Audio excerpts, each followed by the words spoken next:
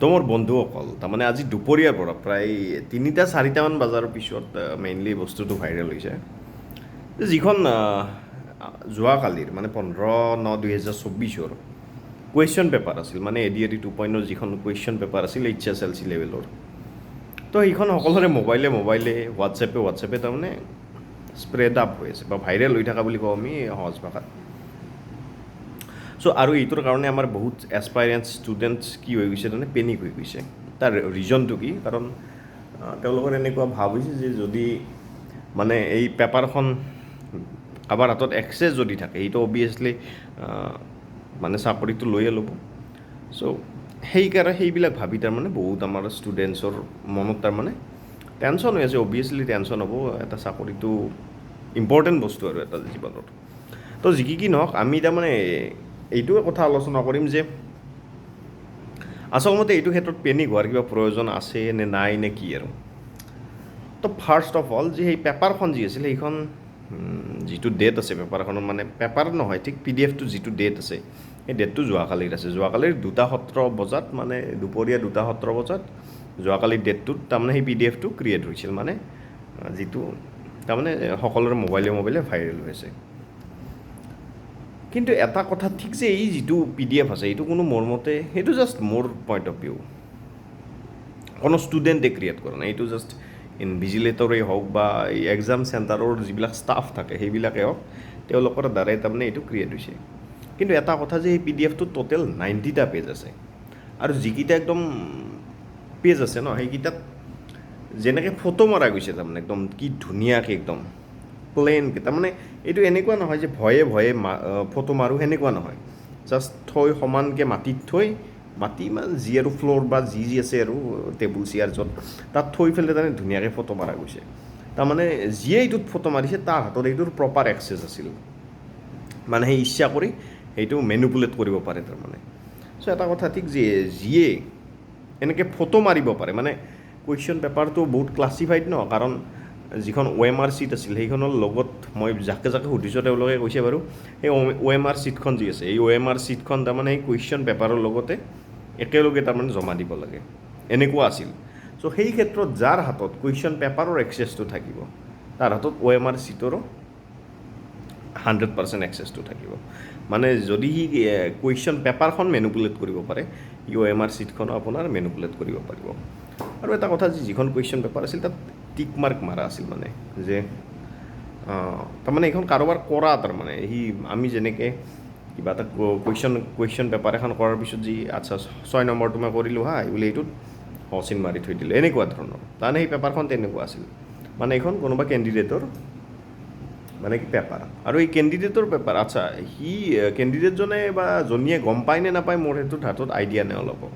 কিন্তু যদি সি গম নাপাকে যদি এই কামখিনি কৰিছে কোনোবা ইনভিজিলেটৰ বুলি মই নকওঁ, ডাইৰেক্ট অফিচৰ কোনোবা মানুহে যদি এই কামখিনি কৰিছে দেন মই একদম আপিল কৰিম আছাম পুলিচক যে তাৰ এগেইনষ্টত ষ্ট্ৰিক্ট একশ্যন লোৱা যাওক। আৰু ছেকেণ্ড কথা যে এইখন যি পেপাৰখন যি আছিল বহুতে কৈছে যে পেপাৰখন তাৰমানে কি 12 লাখ কিবা এটা তাৰমানে গ্ৰুপ এটা আছিল কিবা ভিলেজ কিবা আৱাৰ ভিলেজ গ্ৰুপ নে কিবা এনেকুৱা তাৰ সেই গ্ৰুপটোত তাৰমানে ফাৰ্ষ্ট এই পেপাৰখন আহিছিল। আৰু তাত কেইটামান লাইন মেনশ্যন আছিল, মোৰ জাষ্ট মনত পৰা নাই, কিন্তু এনেকৈ দিছিল যে 12 লাখ টকা যদি আমিও দিলোঁ হয় দেন আমাৰো চাকৰিটো কিবা এনেকুৱা হ'ল হয়, এনেকুৱা টাইপ তাৰমানে। তো ফাৰ্ষ্ট সেই গ্ৰুপটোৰ পৰা তাৰমানে এই পেপাৰখন স্প্ৰেড আপ হৈছে। কিন্তু মই সেই গ্ৰুপৰ মানুহকেইজনক দোষ নিদিওঁ, কাৰণ তেওঁলোকেও চাগে ক'ৰবাত পাইছে এনেকৈ ধৰক বহুত আৰু চেইন ছিষ্টেম টাইপ একদম টপত কোন আছে সেইটো গম পিছত পোৱা যাব। আৰু মই ভাবোঁ তাত এটা নাম্বাৰো কিবা দিয়া আছিল 134 ছামথিং লাইক, তো সেইটোৰ দ্বাৰা আমি গম পাম যে কেণ্ডিডেটজন কোন আছিল। কিন্তু জাষ্ট মোৰ এইটো থিংকিং যে কেণ্ডিডেটজনে এই ক্ষেত্ৰত তাৰমানে একো কৰা নাই চাগে, কাৰণ মেইনলি সি নিজৰে ভৰিত কুঠাৰ মাৰিব নাই। আৰু যদি সি কৰিছেও 100% যদি ইনভেষ্টিগেশ্যন চলে পুলিচৰ দেন গম পোৱা যাব এইটো। তো মই এইটো ক্ষেত্ৰত তাৰমানে আপিল কৰিম আৰু যে কৰিব লাগে। আৰু মই অলপ আগতে পষ্ট এটা দিছিলোঁ যে এইটোৰ ক্ষেত্ৰত ষ্ট্ৰিক্ট একশ্যন ল'ব লাগে। আৰু তাৰমানে আমাৰ পুলিচৰ পৰাও তাৰমানে মই পজিটিভ তাৰমানে অলপ পাইছোঁ, তাৰমানে অলপ ৰেছপন্স পাইছোঁ।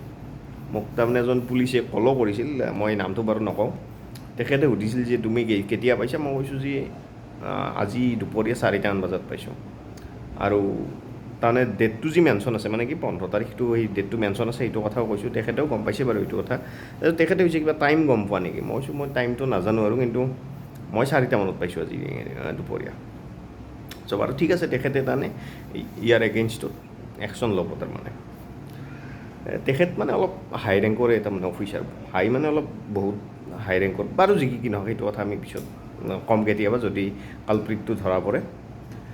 তাৰপিছত আৰু কিছুমান নিউজ ওলাই আছে যে এই যিখন পেপাৰ আছে, মানে য'ৰ পৰা ভাইৰেল হৈছে, এইটো ধেমাজিৰ ছামথিং কিবা এটা, মানে কি চেণ্টাৰ এটা হ'ব পাৰে, ধেমাজিৰ হ'ব পাৰে বাৰু, এইটো ডাঙৰ কথা নহয় আৰু। এইটো দেখা যাব ইনভেষ্টিগেশ্যন কৰাৰ পিছত। কিবা এটা নিউজ পৰ্টেলে, NB নিউজ নে ছামথিং কিবা এনেকুৱা নিউজ পৰ্টেল এটাই তাৰমানে নিজাকে আৰু ইনভেষ্টিগেশ্যন কৰি পেলাই কৈছিল তাৰমানে, হ'বও পাৰে। আৰু কৈছে যে এইজন বেলেগ একো নাই, এজন কেমেৰামেনে তাৰমানে এইটো কৰিছে। হু ন'জ, যেতিয়া ইনভেষ্টিগেশ্যন হয় আমি বাৰু ভালকৈ কথাখিনি গম পাম। তো কথাটো হ'ল যে কালি মোৰ এজনী বান্ধৱী আছিল, তাই কলেজৰ দিনৰ, নৱনীতা নাম আছিল তাই তাৰমানে এটা ভিডিঅ' দিছিল যে আমাৰ যিখন নলবাৰীৰ বেলচৰত সেই আছে, শ্বহীদ স্মৃতি কলেজ আছে, তাত তাৰমানে চেকিং অলপ, কি ক'ম আৰু, মই ৱৰ্ডকেইটা ইউজ নকৰোঁ বাৰু। তাৰমানে বহুত, আপোনালোকে গমেই পাইছে চাগে, সকলোৱে ভিডিঅ'টো দেখিছে বাৰু, যি কি নহওক। চ' এনেকুৱা কটকটীয়া তাৰমানে চেকিঙৰ পিছত যদি তাৰমানে এনেকুৱা আমি নিউজ পাওঁ, লাইক পেপাৰ ভাইৰেল হ'ল, পেপাৰ লিক হ'ল, আচলতে এইখন লিক হোৱা নাই যেন লাগে মোৰ নিজা পইণ্ট অফ ভিউ। এইটো আপোনালোকৰ বেলেগৰো হ'ব পাৰে অভিয়াছলি, কিছুমানেতো ৰি এক্সাম পাতাৰ কাৰণেও আপিল কৰি আছে। কি হয় দেখা যাওক বাৰু, যদি বহুত হাই লেভেলত সেই হৈছে আৰু কাৰাপশ্যন, বা যদি পেপাৰ লিক চিক হৈ গৈছে, দেন ৰি এক্সামেই এটা মেথড থাকে। কিন্তু ৰি এক্সাম পাতাটো ইমান ইজি নহয়, কাৰণ চৰকাৰৰ বহুত পইচা খৰচ হয়। দেখা যাওক আৰু, সেইটো মেটাৰ কৰিব পিছলৈ আৰু মই হেমন্ত বিশ্ব শৰ্মাই হওক বা আমাৰ DGP ছাৰেই হওক, সকলোকে তাৰমানে আপিল কৰিম যে তেওঁলোকে এইটো একদম তদন্তটো কৰক আৰু একদম ৰুটলৈ যাওক। এই মানে কি কথাটোৰ একদম গৌৰটো কি সেইখিনি আৰু। চ' আৰু এটা কথা যে 29 তাৰিখৰ যিটো আপোনালোকৰ এক্সাম আছে, তাৰ কাৰণে পেনিক হোৱাৰ দৰকাৰ নাই, সকলোৱে ষ্টাডি কৰি যাই থাকক। চ' কিন্তু পেপাৰ লিক হৈছে, কিবা লিক হৈছে, এইবিলাক বাৰু ভাবি ইমান এটা লাভ নাই আৰু, নিজাকে ষ্টাডি কৰি যাওক। আৰু মই বিশ্বাস আছে সকলোৱে যিয়ে আৰু ভালকৈ ষ্টাডি কৰে তেওঁলোকৰ 100% হ'ব আৰু। ঠিক আছে, কিবা যদি ধৰা মই কিবা পইণ্ট যদি মিছ কৰিছোঁ, আপোনালোকে কমেণ্ট বক্সত কৈ দিব, বা মই ৰিপ্লাই দিম আৰু যি কয় আৰু, সেনেকুৱা ধৰণৰ। তো ধন্যবাদ আৰু শুভৰাত্ৰি।